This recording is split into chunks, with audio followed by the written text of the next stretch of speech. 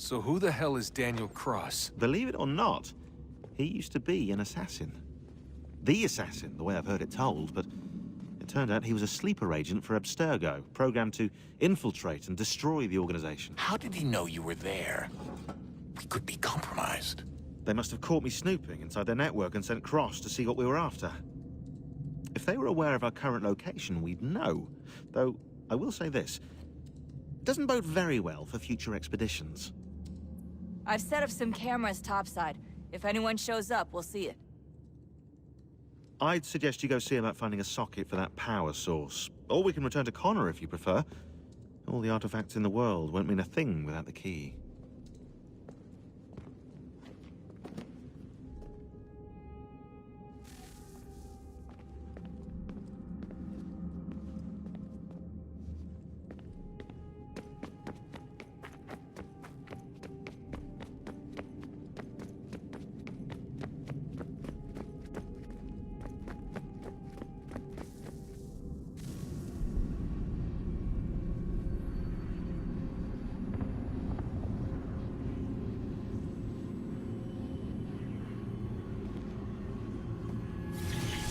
In the beginning, when we thought we could be saved, we sought to face the sun's wrath and contain it. 4 towers would be built to pull her fury into this place and dispel it.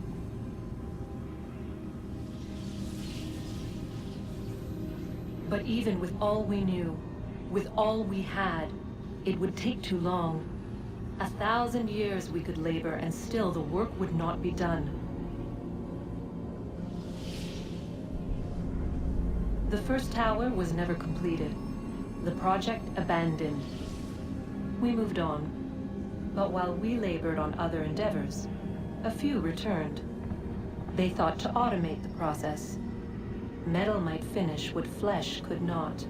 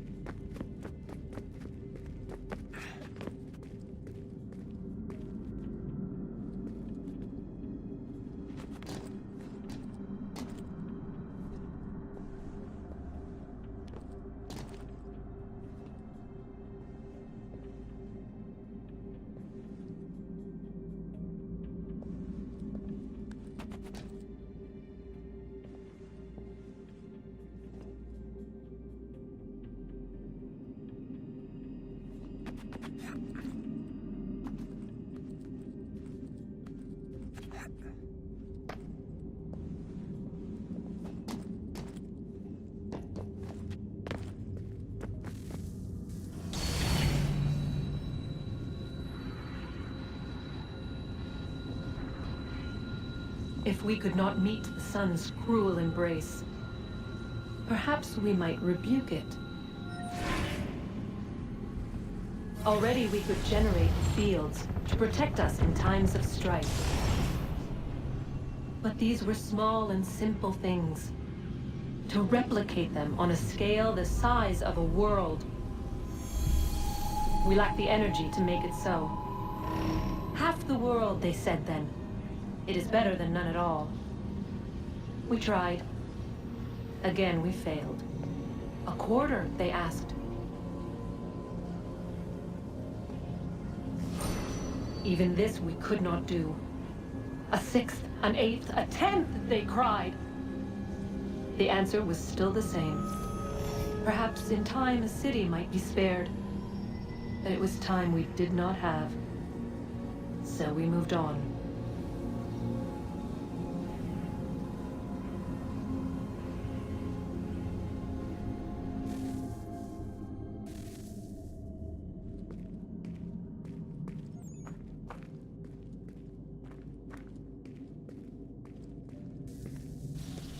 Wonder what's inside.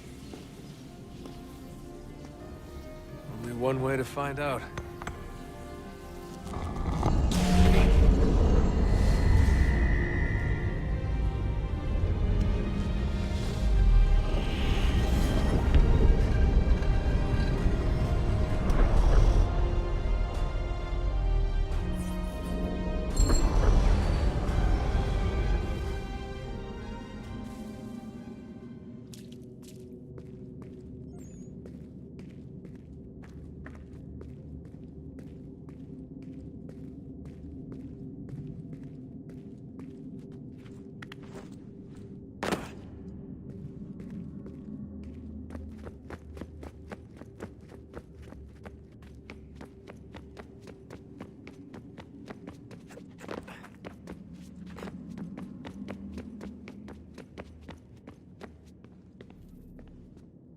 Son, I owe you an apology.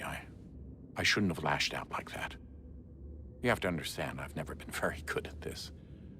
Never mind that we live rather extraordinary lives. Yeah, I kinda liked my ordinary one. You can't escape who you are, Desmond. So I've noticed. Look, it's silly for us to go back and forth like this. I admit, I did a shitty job raising you. I apologize, I'm sorry. But it's important you understand it didn't come from a bad place. You're my son. I love you. I guess I was so busy trying to make sure nothing bad happened, I didn't consider the consequences. Truce.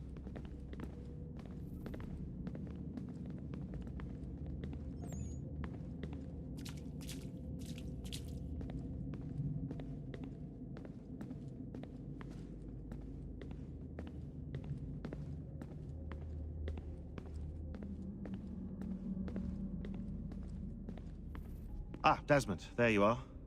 Can I ask a favor? Maybe? When this is all over, I'd like to try turning the dial back on the Animus. Like, all the way back. To the time of the first civilization. You think it would work? There was no real loss of fidelity when you visited Altair. Then again, that was about 1,000 years ago, and I'm looking at going back at least 70,000 more. Sure, I'd be up for it. It'd be interesting to see what things were like back then. Excellent. I think it would prove most enlightening. So this is how it started. What are you up to? Just brushing up on my American history. I say history. They certainly teach you strange things in the States. Like what? Well, for all the talk of this being a revolutionary war, it was a civil one. Well, not that kind of civil. I mean, there was no America versus Britain. It was Brit on Brit action. And you can clearly see how the whole thing got started. One war gave birth to the other. You mean the 7 Years' War? Exactly. Seems the Crown overspent in its attempt to keep the French out, wound up with a great deal of debt. believing that the colonists should help to shoulder the burden, new taxes were created. It was a reasonable request, even if Parliament was rather, well, undiplomatic about it. Well, it's not really fair to tax people for a war they didn't want any part of. What? Didn't want any part of? Did you not notice George Washington with Edward Braddock? He was right there in the middle of it. So here you have the Crown spending who knows how much money to secure a place for the colonists to thrive, and then, when they ask for a little bit of help... Right, look, think of it this way. King George and the colonists, they all go out to dinner, right? And when the bill comes, George asks for them to kick in and pay their share. Fair enough. But keep in mind, he's been taking them out to dinner gratis for decades now. But the colonists, oh no, they insist they only had a glass of water and a side salad. Never mind the table's full of half-eaten food and empty bottles of wine. Now, when the king points this out, what do the colonists do? Oh, they flip the table over and they storm out the restaurant. Probably intending to return later and burn it down. You left out the part where the king pointed a gun at the colonists and asked them to cover dinner for everyone in the restaurant. Right, yeah, interesting take.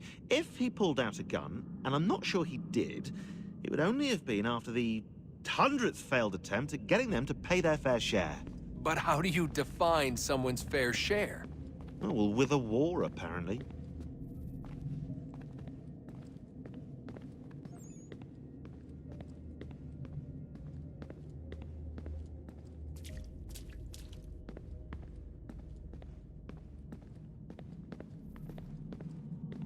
I can't believe it's taken me so long to ask, but... how's Mom? She's not... No. Your mother is fine. We decided it was safer if we split up for this job. Always assuming the worst. For good reason. Can I at least say hi to her? I'm sorry, it's too risky. Maybe when we're done. Right. When we're done.